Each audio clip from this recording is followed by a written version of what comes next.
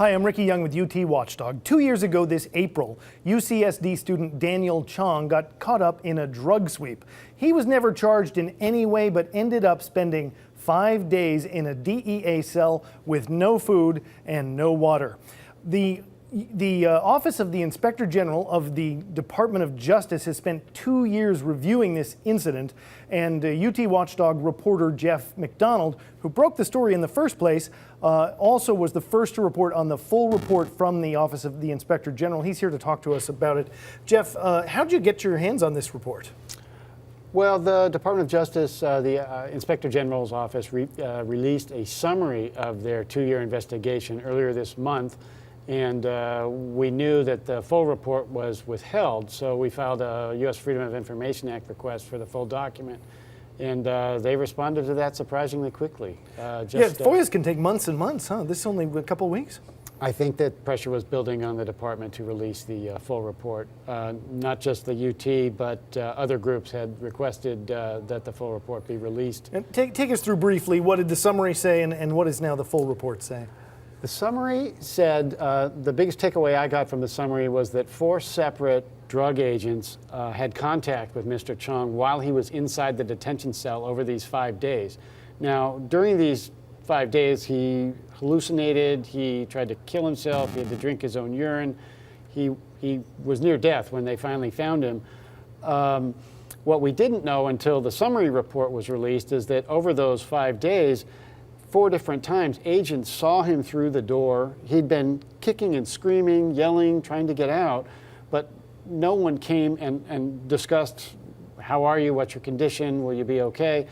At the times the agents did have contact with him, they saw him just seated and thought everything was fine. He was some other agent's ward, and that he was their responsibility. We know that happened 4 times from the summary report.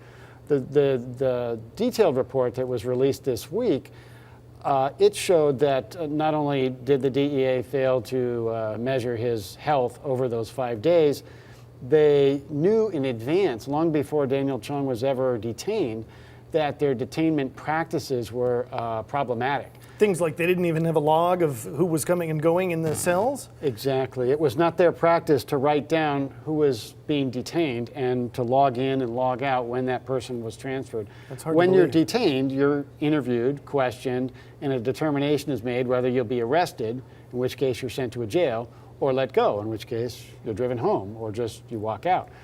He was told he would be let go, was put away in a detention facility in the last cell, saying, stand by, we'll get you a ride, you'll be out of here in 5 minutes. 5 days went by before anybody realized he should have been let go, the weekend prior. That is really quite a story. I understand it was discussed on the Senate floor this week? Yes, Senator Chuck Grassley made a impassionate speech on the floor of the Senate yesterday, complaining that even though the full report had been released, there were a myriad unanswered questions. I should say the full report that we received had names redacted. They interviewed dozens and dozens of people, but they blacked out all the names of who specifically was responsible for not releasing Daniel Chong when he was supposed to be released. The senator took offense to that. He took offense to other actions by the DEA that seemed to, I don't want to say absolve them, because they took a huge hit on this, both a multi-million-dollar settlement, but also a big PR hit. Yeah.